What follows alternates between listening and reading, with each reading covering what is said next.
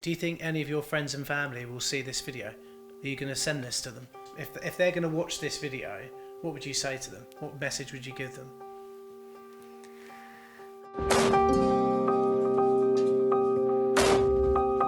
What would you do if you had to flee your country, leave your family, friends and loved ones behind? In this video, you will learn Polina's full story, from her early life and childhood, to life as a young adult in Kharkiv, to the escalation of the war between Russia and Ukraine, and what travelling as a refugee to the UK is like.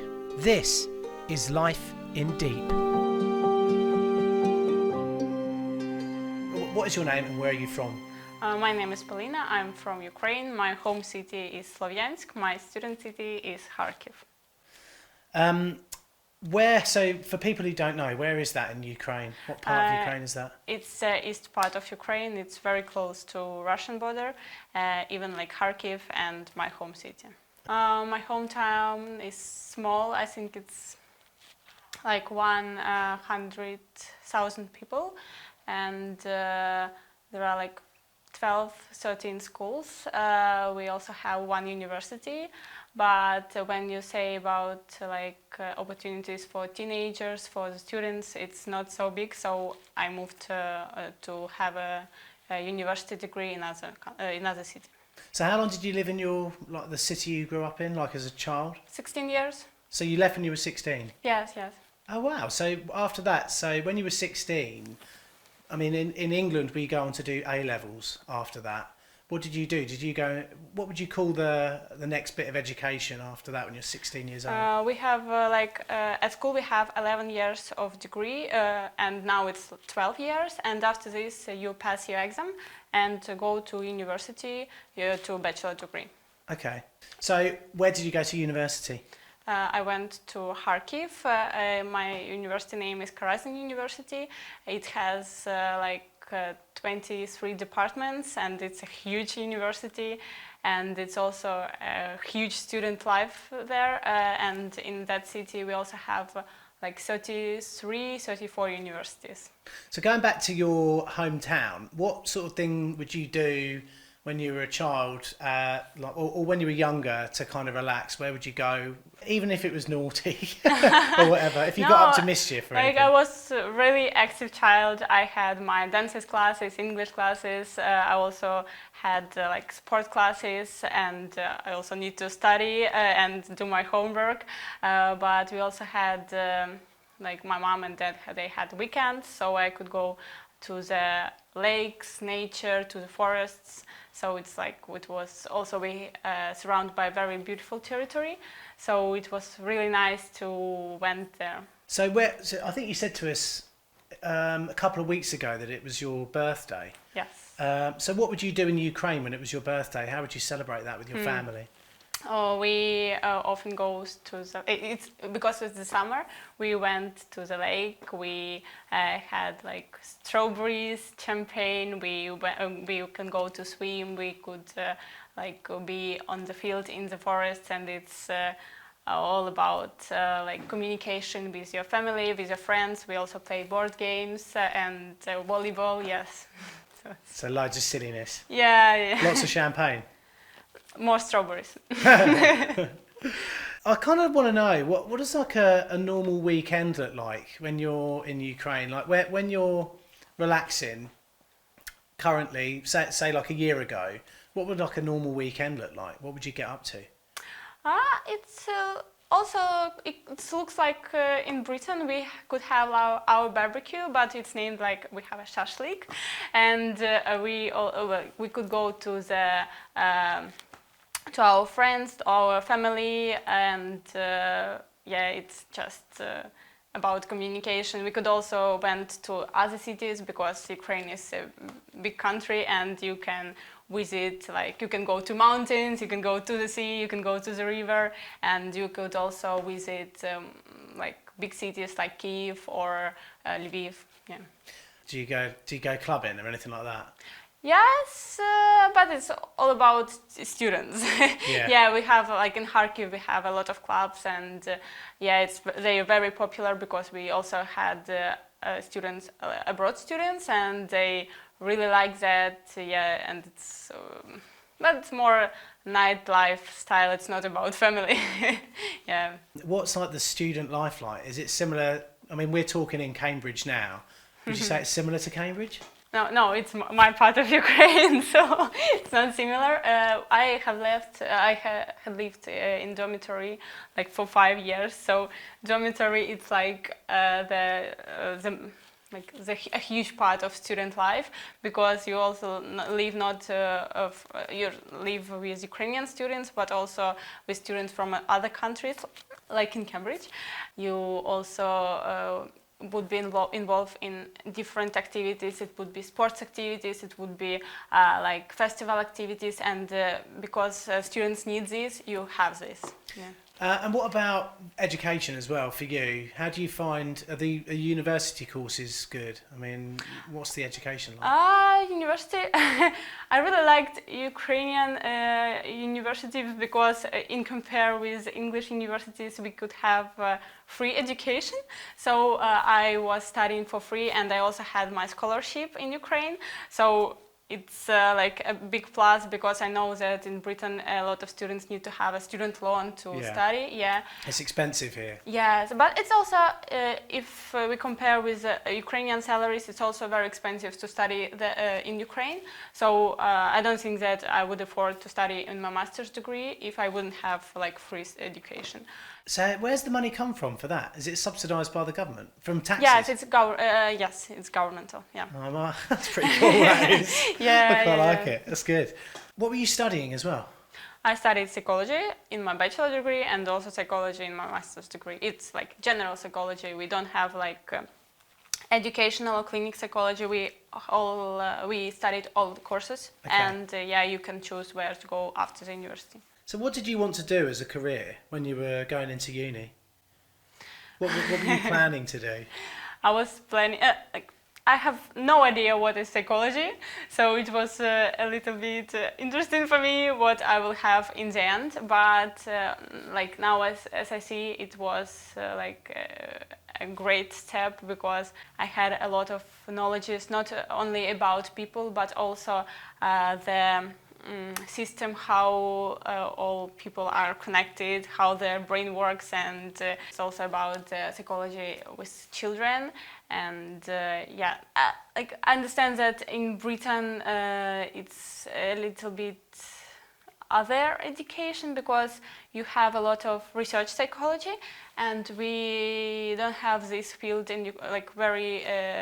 It's not developed in Ukraine, because you need to have money for research, and all my professors and lecturers, they do their research by their own. So if they want to do this, they need to pay for this. They need to raise the money themselves. Yes. To do it. Yes. So you were saying about child psychology. Were you thinking about working with children once you? Yeah, it's very interesting. I understand that when you're with children, you can influence on them, you can help them more than when it's an adult. Yeah, when my mom she like a teacher in the kindergarten, so it's also like connected with her work, and I understand that you also could know a lot from children.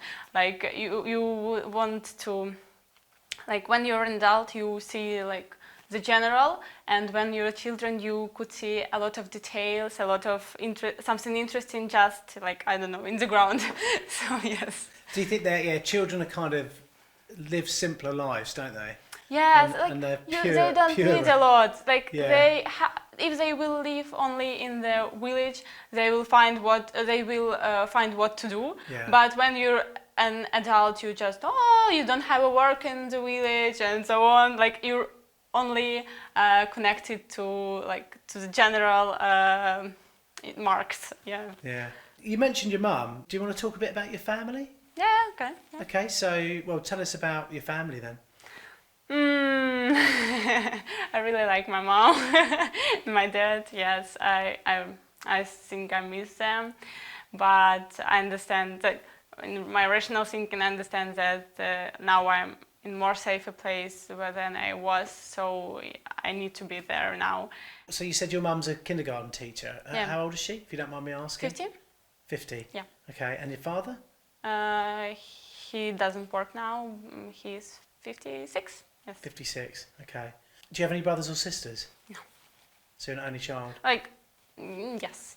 Okay. Yeah, and they're obviously still in Ukraine at the moment. Yeah. Okay. Do you have a boyfriend? Yes. And he's still in Ukraine as well. Yes. Okay. How did you meet? How did you meet your boyfriend? It was in Kharkiv, and we met. Like earlier, we met in our home city. He's from my home city, but then we started to study it in Kharkiv together, and yeah. So what were your mum and dad doing? I mean, what were they? You say your mum was kindergarten teacher, your dad's not working. Yeah. What were they doing like day to day? Work. Just work. Yeah, like just normal life. My mom had her work like from 7 in the morning till 6 in the evening, and after 6 she went. She also has a garden. She like flowers, trees, and after 6 she's. The whole evening in the garden, and then goes to sleep, and then again work day. Yeah. What does she do in the winter then? Because it must be so cold. Like, how can you garden in a Ukrainian winter? No, in the winter she has home plants. What, like light the fire, have a glass of wine. No. From Kharkiv to my home city, it's like 4 hours by train. So when I went to the weekends there, we always we go someone to the guests. So we have guests in our home and go somewhere. Also in the winter, I like winter forest when it's all snow and you're even cold, but you have a cup of tea with you, and it's like very beautiful. And I can't say that winter is very long. So what do people your age want from life in Ukraine? Earlier. We also not a lot of people start to think about family in my age.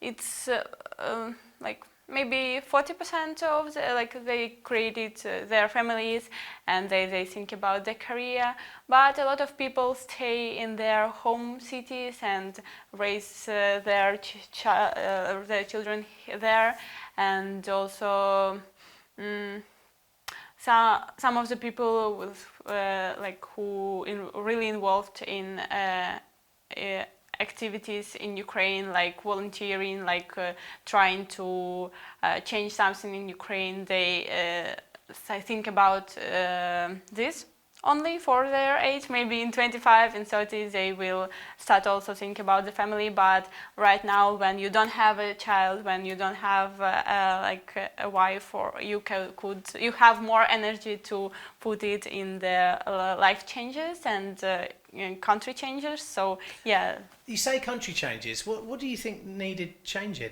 Was there anything in Ukraine you thought needed changing? It's a lot about if you. It depends on the city where you are. Like in small cities, it's more about corruption.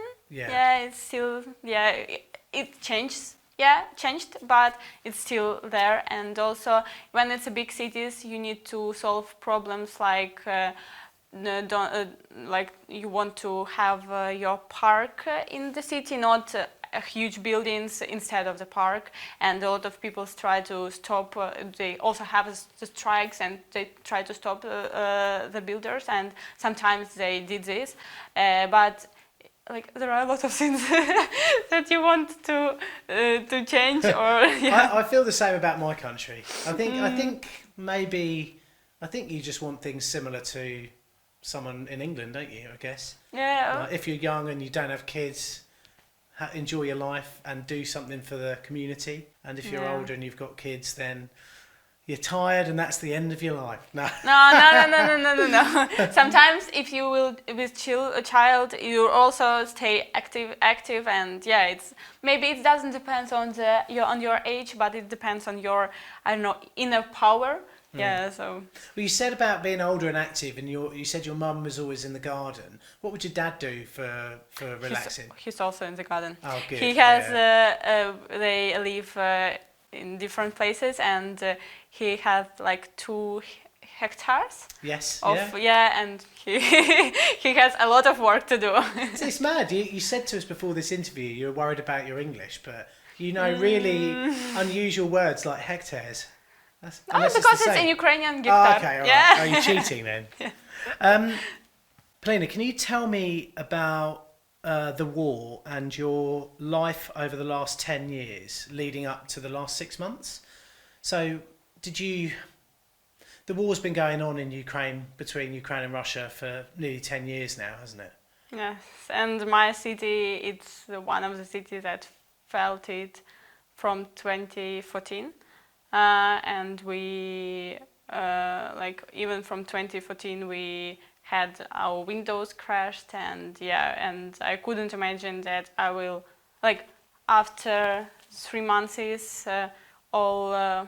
What it happens in our city, went to the Donetsk mainly, like Horlivka and other cities, and Lugansk region also. But people start to forget if it isn't happened in your city, they start to forget that it's still war somewhere, and it's. Even you can feel this now that people now in Kiev, they already have like the parties, and it looks like that like 2-3 months is it like it's like a scary dream, and it's like that's all, it's finished and everything is okay, but it's not okay. I understand that you want to have your real life, you want to feel the life and to do something, but you don't need to forget that some people today they don't have a food, they don't have water, and even like in my city now, it's under the Ukraine, but it's very close to the occupied territory, and my neighbors who are staying here, they don't have light, water, gas, and it's really hard for them to cook something or just, I don't know, to have a tea. And when you you start to think about this, you start to like to be more grateful about like very easy things, like you have a bath, you could have a bath, and some people don't, and it's really changed. How far was your hometown from the fighting? I've in the last 10 years. It's maybe. You said you'd had windows smashed in and things. Yeah, our city, it was the first city which felt this, and it was I remember that I was, how many years I was? 14, 13, and I remember how afraid I was, and also I had heard a lot of stories. Like my mom, works a teacher, and she had worked there for 30 years, and she also heard a lot of stories from her parents who gave her the children, how they what situations they had in that moment. Like I know that 2 of her girls, they were afraid of the gun, and they can't speak now for 10 years. So well, they're mute. They don't talk. Yes. Because somebody from Russia, when they were in the city, he had the gun to their faces, and they were afraid. So have you, before the war changed, because let's kind of look at it from 2 perspectives. So before the last 6 months, let's talk about that for now, if we can, and then we'll talk about the last 6 months in a few minutes. So before, in the earlier part of the war, did you have any experience of the conflict yourself? Like what type of conflict do you mean? So Russia-Ukraine conflict before the last 6 months? So when you were living at home, Yeah, when you yeah. were younger? When it was 2014, I finished my ninth year of the school, and we wanted to go somewhere from our city, but we also can't do this because we had 4 grandparents in the city, and they don't wanted to move somewhere because they old, and they said no, like they can't move even for their neighbors. So yeah, and we collect all our grandparents together in one house. We bought some like food. I don't know. We haven't known for how many days, for how many months we live, and yeah, we left the city, and we went to my mom's sister, and I stayed here for 6 months, and my mom went back in 1 month to her parents, and I remember that then when we wanted to leave our home city, we called the bus, and he said, yeah, we will go tomorrow, but then something happened on the road or with the train line, and buses stopped to go, and we tried to go out of the city like for 6 days, and it was like when you want to went, and you're afraid also that something's happened in your house, in the road, and it was really scary, and like I start to forget this, but like in the last 6 months I just feel this again, and I understand that brain has a lot of, like, he memorized a lot of things. Yeah. From your psychology? Yeah. So you tried to leave the city when you were in 2014. Yeah. And then what happened then? Did everything die down, or did the war settle? It happened in the first day of May. It all started to happen, and we moved the city in the middle of June, and in July I don't know who said the soldiers, but they moved from our city Slovyansk, and from Kramatorsk they went to the Donetsk. So it's just moved. The war moved. Yes. So okay. it doesn't say that it stopped. No, it does. Its focus moved elsewhere to another geographic area. Maybe I don't know for why. Maybe it's like more money reasons, because in Donetsk it's more.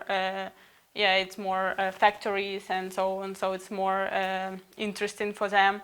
But it moved. But a lot of people since there they went also in other cities, and they stayed in that city. They have never returned to our city. So when you left, did you eventually leave in 2014? You said you tried for 6 days to leave. We left, but we wanted to go back, and we went back, and I was continue my school education in my home city. Yeah. Did you have any friends from school who left and didn't come back? Have they stayed away, or? It's hard to say, because I finished my 9th year, and then I went to another school. Okay. So I don't. It's hard to say. Yeah. Yeah, okay, I understand. Yeah. So let's talk about the last 6 months. So when did things start to worry you? When were you? Was it kind of sudden, or did you? Because for us in the UK, there was talk of something about to happen 2 weeks before the war started, and personally, I didn't think that they'd be stupid enough to do anything. Did you feel that was there a much longer run up to the current change in conflict? It was a huge tension. It starts in the first days of January. And like all people start to talk about something, and start to think. Some of them also had their bags already. Like if they want to move, they could have them. And bags packed ready. Yes. Did you have bags packed ready?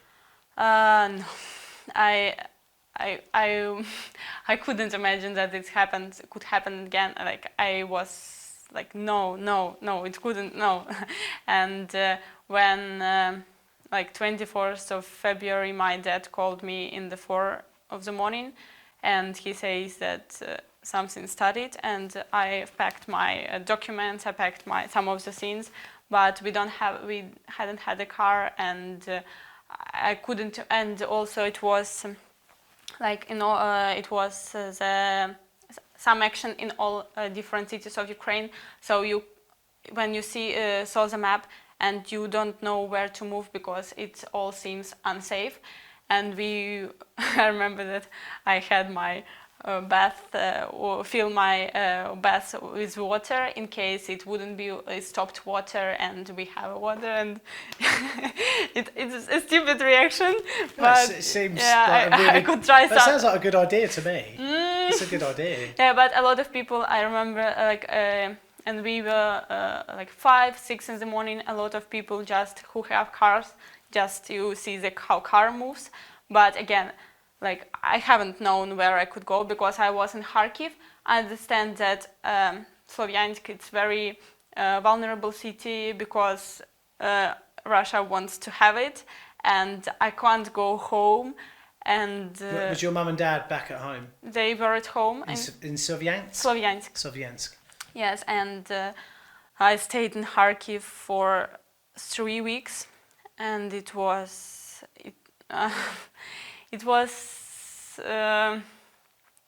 I remember that we had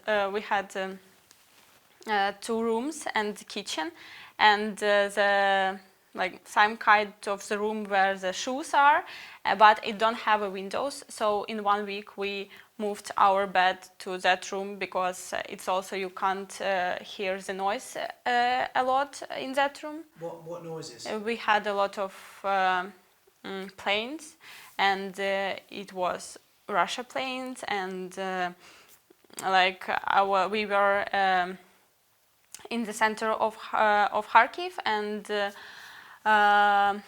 I remember the day. Maybe you saw the video where the bomb is crashed to the center of the Kharkiv. I remember that when like I got up in that moment, and yeah, I couldn't sleep because you start to hear you also have noises because of the alarm, like you. Air raid siren. Yes, and also they duplicate them with the bells of the churches. Yeah, so like when you want to go to sleep, you start to like again noises, and also the like rockets. You could hear them, and but as I said, you also afraid to move because when you see like how people move and they could die, and you just you try to stay in the safe place, and yeah, I couldn't imagine how it was damaging for my for my health, but I understand that I'm not experienced, like it was like the ordinary things. You start to think that it's okay, like you have you have heard this noise, and a lot of people start to think that it's okay. But when we moved to the central Ukraine, and when you had an silence night, you understand that all that it was not okay. That the difference. Yes, that it was that you can go to the shop, and you can hear the rockets like very close to you, and you're still going to the shops because it happens always. And yeah, it was yeah. Let's just take a very quick break. So I just want to make sure that the sound is working on my equipment. You okay? Yeah. It's very hard to say this in English. It's fine. No, don't worry. You're doing better than I would if it was in Ukrainian. The city was quite badly bombed, wasn't it, by the Russians at the start in the latest phase of the war? Yeah. Were you there during that bombing? Yes, yes. I was not in. I was in the bad area, but not so bad. The worst area it was. It named Saltivka. It's the region of Kharkiv where there are a lot of apartments for ordinary people, like their houses with like 20 floors, 15 floors, nine floors, and I know a lot of people who don't have their apartments now, and who I also one of my friends, she stayed all this time because she was from that region of Kharkiv, from that area, and she stayed in the underground for 2 months. Yes, Yeah, and it's a huge. Did you ever go to No, no. I could say that I already felt this in 2014, like the first impression that it would be happen something, and I'm afraid. But I already saw this, and I already felt this, and I know that if you will stay in your house, but in the safer place, and you also like we know the rule of 2 walls, that if the one wall is crashed, you need to be after the second wall, and it would be safer place there, and also without windows, because you could have a lot of glass? yes, shards, yeah. So it's very unsafe, and yeah, we just chose the safer place in the apartment. You speak about where you should hide, and you know, if the wall falls down, you should be next to the other wall, and you should not be near windows, things like that. It's things that, you know, most young people in every other country wouldn't know about. Do you ever sort of find yourself thinking, wow, I can't believe you know, you said that all there as if it was second nature almost. You know, it's almost part of you. Yeah, it's scary me, because I understand that when children play in the war, like they play in their garden in the war, or block posts, and I understand that it needs to be scary, that because it's not natural that people that when a child like 6 years old and he thinks about that Putin need to be killed or just die, and it's like 6-year-old. Yeah, it's I couldn't imagine what would be with these children like in 10 years, in 15 years, because they grow up in this atmosphere, and yeah, and even if they moved, even if they in Britain now, but they feel this nervousness from their parents, and yeah. But I remember that the first 3 days when all started, I was just on my phone, and I was just scrolling and find the information, like where, what, how, what to do, and a lot of information, like what do you need to have, like your documents, what is the first like things to have, like water, food for 2 days or something. And I think that, yeah, it's scary me now, but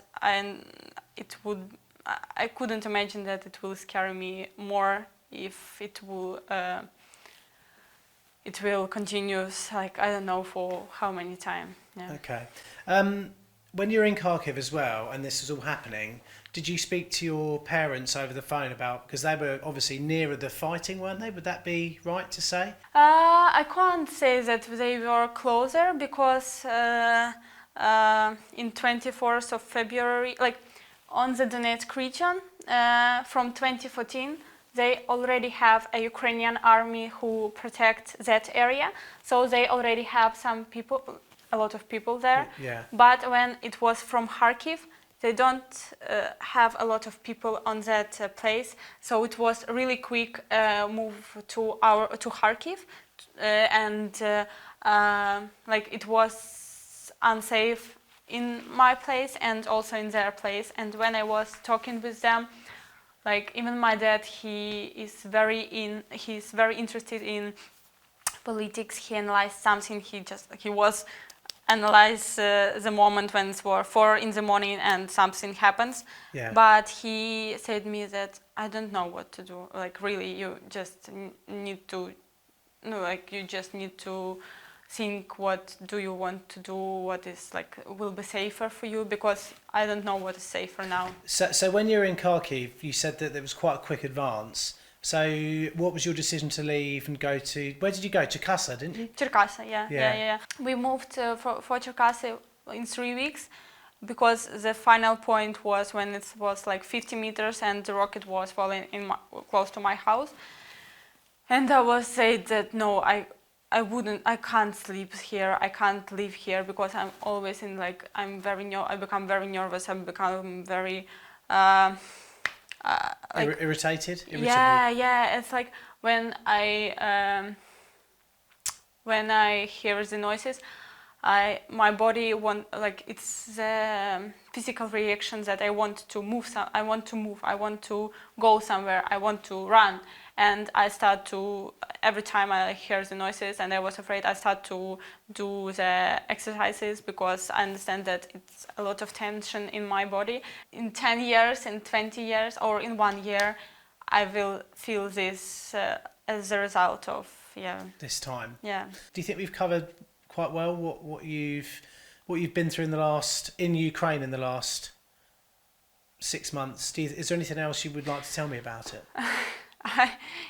Like even now I'm in Britain, I feel myself in Ukraine, because like I have my parents there and I'm always in connection with them, also my boyfriend, and I also, like, every morning I got up and I scroll the news information, because I'm afraid that something could happen in the region where my parents now, or in my home city. Like 1 week ago, I saw that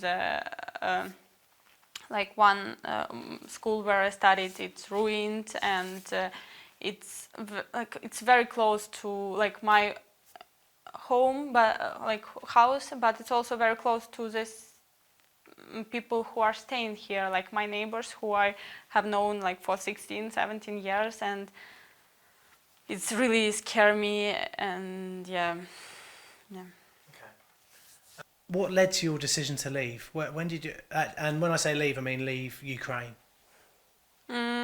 Because I lost my job in February, and I lived in Cherkasy with my boyfriend's parents, and they also had other relatives in their home, and it was like one moment, it was 1 week when also other relatives from East came to their house, and there were like 22 of us.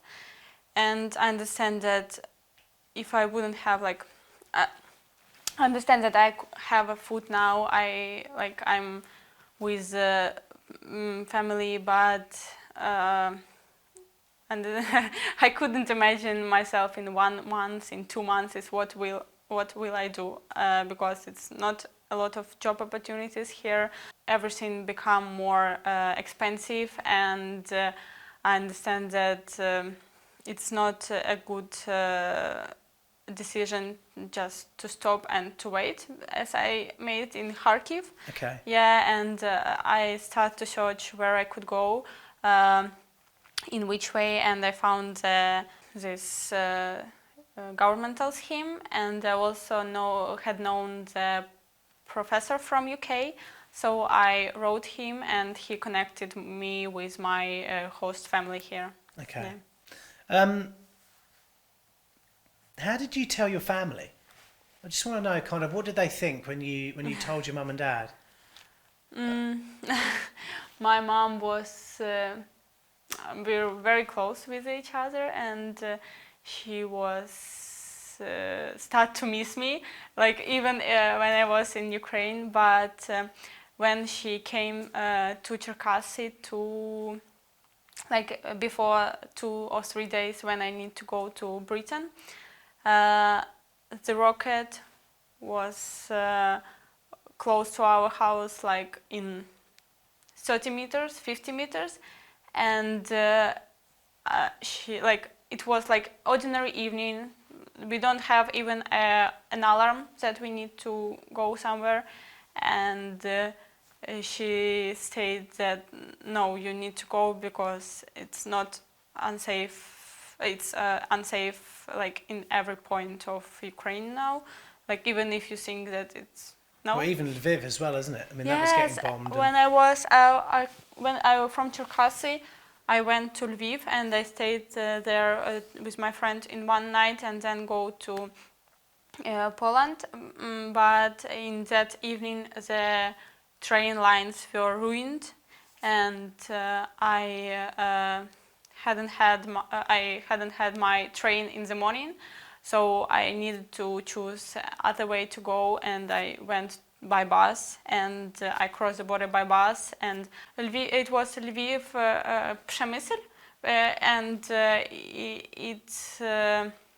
it need to be at 8 in the morning in Lviv, but it came, as I read in the information, it came at 3 o'clock in the day, but I have the flight in 5 o'clock. Oh, so you missed your flight? Yes, yes, and I understand that you can't plan something. You can't even plan the path how to go, because it's not. You can't change something if it's go wrong, because you can't like build the train line in 1 second. No. Or Yeah, you have to be understanding, don't you? Yeah, you just need to say, okay, I will create something new. Yeah. What was crossing the border like from Ukraine to Poland? Oh my God, it was really hard. It was already very hot, a lot of people, and I was standing on the border like 6 hours, and and they were like, I understand that I'm young, and yes, but they were also like children, they were old people, and some of them like it's because of the sun and they don't have the cover to have a shadow. Some of the people, they become very bad and Like dehydrated? Yes, yes. And were people getting angry, or was there any tension? no, because it's the people who already cross the border by bus, they know that it's like this. I don't know why. It's maybe the one of the things that we need to change, because it's not human. It's not for human, really. I couldn't imagine that. I feel myself like not a person, and yeah, I couldn't imagine this when you cross. What do you mean when you say you felt like you weren't a person? How do you mean? Because like you're staying on the like. When they created the border, they were thinking that there would be people, there need to be a shadow or something like this. But the people who are working on the border, they sitting in the in the room which air conditioning, and they may understand that they made everything by their rules, but it looks like that they made it so slow. I remember that I have my three bags, and they were just all my clothes went from the bags, and it was like taking 10-15 minutes, and I need to push it like again in the bag, and it's with every person. I couldn't imagine why do they need to do like this. If we have like in airport we have like the scan I understand. Yeah. It's really it's not annoying, but it was really sad about this, because you understand that not all people they can stand on their feet like for 6 hours. No, it don't need to be like this. Did you find there were reports in England of people at the border, like people smugglers and nasty people taking advantage of the situation? Did you see anything like that?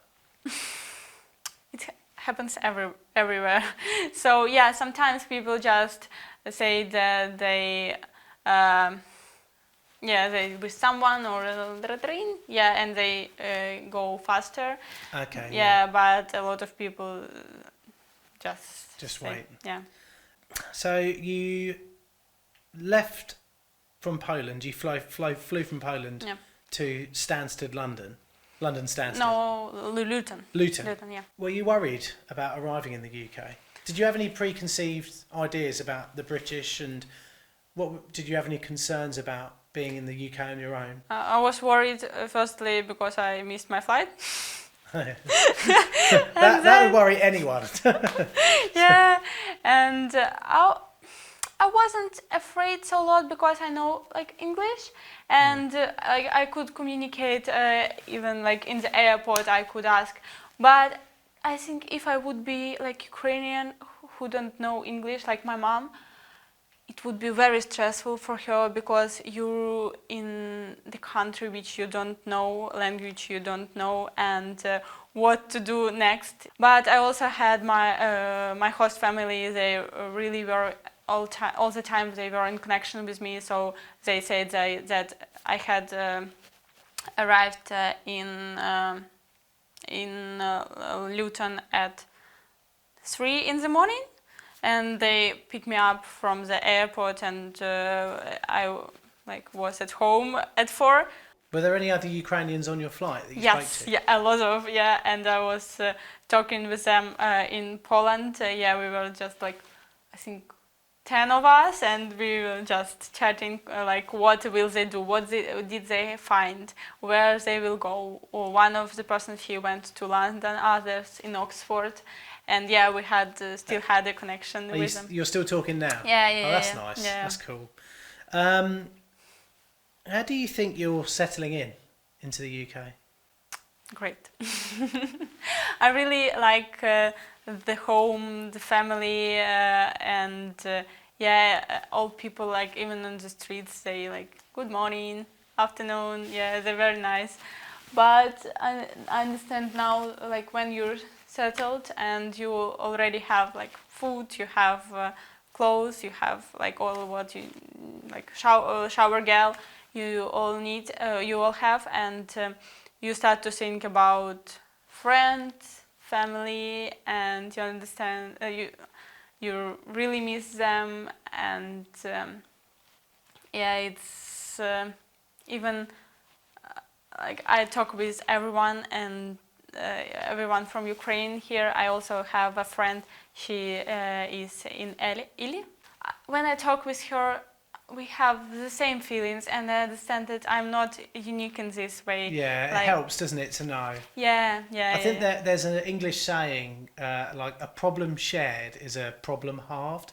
I don't know if you've ever heard of that. I think it's more psychologists. Yeah, you must have heard of it. Yeah. No, it is nice to share. It must be in a way reassuring for you to know other Ukrainians who feel exactly the same way as you do, about missing your family, leaving not when you wanted to leave, because you've had to leave. It must be quite difficult. It's like another feeling. Even like when I was in Cambridge the first time, it was like very beautiful. But you understand that you're not here because of the trip. Like a lot you're of not people. on holiday. Yes, it's like you have something very deep inside you saying like, if my family could be here, I will show them this place. Yeah, so it's, Have the British been welcoming? This is like, I'm actually doing this for myself. I want reassurance as someone who's British. Yes, they're very welcome. Like they very nice. Even when I was in the border, like when it was 2 in the morning, the lady who checked my passport details, she asked me a lot about how was my trip. I am okay. Like she said that you're in a safe place now. Like, do you know where is your host family? Are they arrived to the airport? And they were like very like 5 minutes of psychological. Yeah, it was really nice. And even when I will go to the badminton classes now, and we chat a lot here, and they start to learn Ukrainian language with me, and they also asked a lot about my family, my country, how it is like now, and I understand that like it's difference when you could hear it from the person who knows it, who works there, who had experience to live in here, and from the news, it's like totally different. Yeah. How is communication back home with your parents and friends and family and your boyfriend? Tough, really hard, because like it's no, sometimes it's okay in case I just tell them what is going on in my life here. Like I meet a lot of people, I like go to Cambridge or somewhere in other villages, and I have a lot of photos and I send them. I understand that it's very hard, it could be like very hard because they don't have, like, even my mom, she has a work, but they only create some videos and send them to the children. It's not like the real work with the real children, and she don't know what to do. She just sitting in her friend's house, and she said that I'm like procrastinate, I'm just scroll the news, and when you scroll the news, it's like a lot of bad information in which comes to you, and she start to be very, she's very vulnerable. She afraid of any kind of news about our home, and she starts to think to go home to see if it's okay now there, and I say that it's not okay if you will go there, and she say, but I won't, it's hard to me to be there, and I can't understand, I can do something, because like she is an adult, and but I'm like her support, and I'm now here, and yeah, it's all what I can do. It's like say like no, like you're the most expensive like person who, like, it's not about money, it's not about things, like it's about people. Like if you will go there, it's not so good experience for me and for you also, and who knows what it could happen. So yeah, it's every day I hear this. And yeah. What about communicating with your boyfriend? I mean, do you still, like, are you regularly talking? Yes, but it's also very hard, because 2 weeks and we start to miss everybody, and every day he asks me when I will return, and I understand that like I know I only the reason why I need to be returned, it's like my family, people there, boyfriend, mom, dad, and but I don't have a work, I don't have like house now there, and I start to, you need to close your feelings, because in rational thinking you just understand that there now will be better. Yeah. Okay.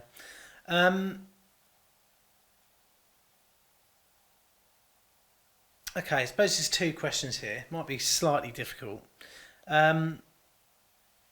Do you feel any guilt about leaving Ukraine?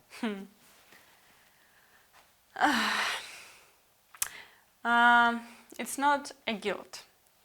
When I'm in Britain and I visit a lot of like beautiful places, I can't afford to post in Instagram, because I don't want to.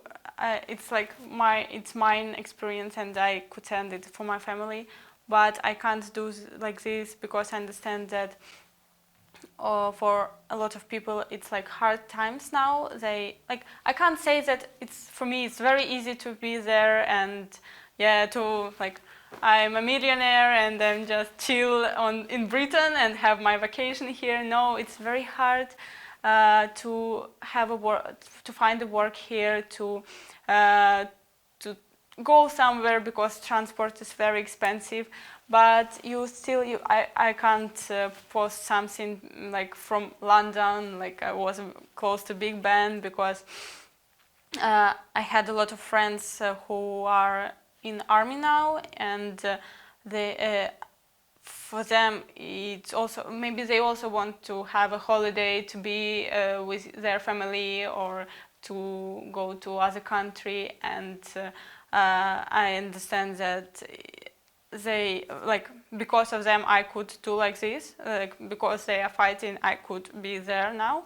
As for me, I chose that if I earn some money, I could afford for myself to have 30% or 40% go to military or to charity organizations in Ukraine, so they could work for Ukraine. So in this way, maybe I stop the tension in this way, because I understand that I'm there and I work there and I could afford to have the money to go to Ukraine. I heard a lot of that from other Ukrainians who are now in Britain, and it's also very hard for them, as I said, to post something in social media, and it's not always, yeah, I mean, yeah, maybe I feel myself guilty. Yes. I was going to say, it does sound like, yeah. Yeah. I think what you're trying to say is I think you've made the right choice for yourself, and that is important in life sometimes to think about yourself, especially with your parents saying to you that they think you should go as well. But at the same time, I understand why you would be concerned about people seeing your life in England and thinking, oh, there's Polina in England, she's safe, she's fine. Hopefully if they see, I'd actually like to think that people could understand it's just as hard to leave your home as it is to stay in it. Do you think?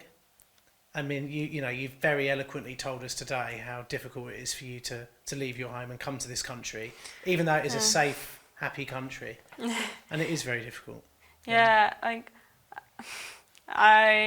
when you see, even it was in Inkleton Open Gardens, and you see how people create their gardens and how what they include in, how they care about it. I start to miss my garden. I understand that in this time of the year I could be there and I could have my strawberries, have cherries, and and just live my ordinary life. And it's very. As for me, I understand that not all people concerned about Ukraine, but sometimes I'm thinking buy a cloth, and then you think that you could send this money to the military, and it will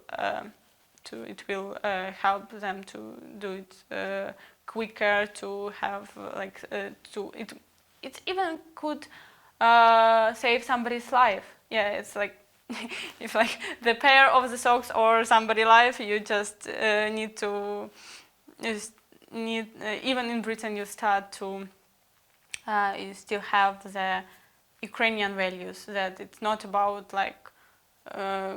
beautiful house or furniture or clothes, because you understand that in one moment it was you don't have all of this.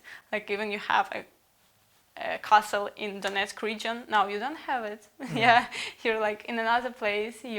And it's only you, and only the person is value. So I said as well, I was going to ask you, now that you're in the UK, do you feel like you've made the right decision to leave? Yes. As I said, it's very hard to find a job in Ukraine, and a lot of people struggled because of this, and I still know that a lot of people come to UK in this week and last week, and even if I miss my family, my country, understand that now it needs to be like this. I want to return in the future, but I want to return to my home and to my family. And I want to be in the safe place now. I also wanted that my whole family could be there, and I know that they're in the safe place. But my mom said that she wouldn't. My dad said no, and boyfriend no. Okay. Yeah. What are your fears for your friends and family? Do you have any fears for them? Fears? Yeah. Well, you're all here. They're in Ukraine. Do you have any fears for your friends and family? Yeah, of course, because they, like as I said, I read a lot of news in the morning because I'm afraid that something could be happened in the night, and like even they're not close to the border, the rockets could from Russia they could cover all the territory. So like 2 weeks ago, it was a rocket in Kiev close to my father's house, and yeah, I was just like in 1 minute I had called him and everything's again, said yes, yeah, how it could be okay, I'm alive, yes, and so yes, but yeah, it's sometimes you just need to go somewhere. Like in Britain, but you always call your family, are they okay, how is the situation now, and yeah, it's just like the ordinary steps that you do because you understand that like it could be like you can't call them. Yeah. Okay.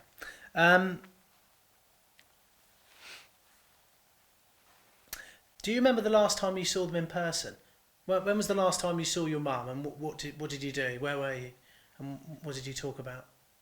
When I left from Cherkasy, when I moved to UK, she came, and dad came, and boyfriend. We were talking about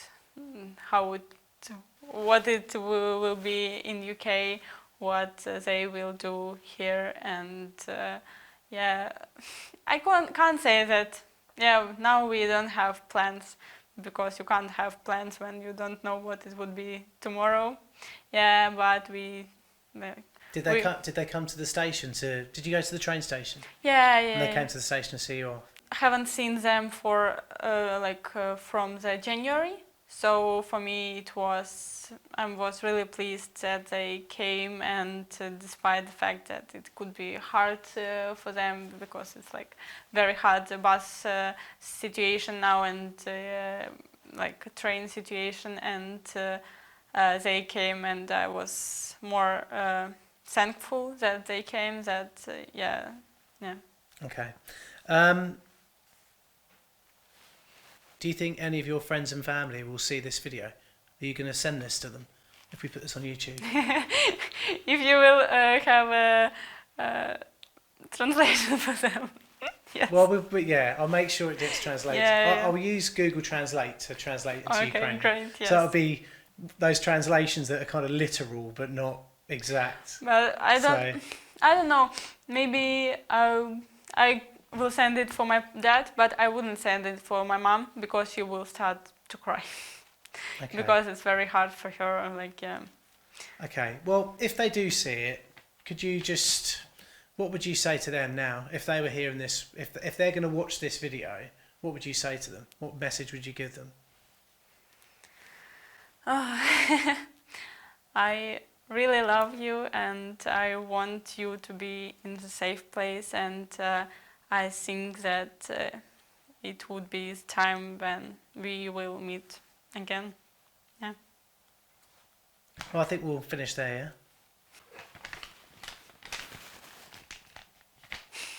yeah? Oh, sorry, do you want... Oh.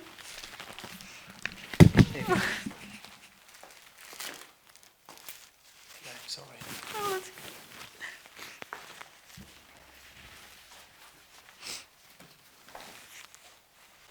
Oh, if I would be my mom, she would be crying in the first 5 seconds. So she'd be really proud of you as well. You know. Now I just understand that I really miss her. If you enjoyed this interview, then I suggest you watch this one here, an interview with Tanya Shalepko, living in a bomb shelter in Kyiv and trying to survive. Please hit the subscribe button and the like to help this brand new channel reach a new audience. Thank you.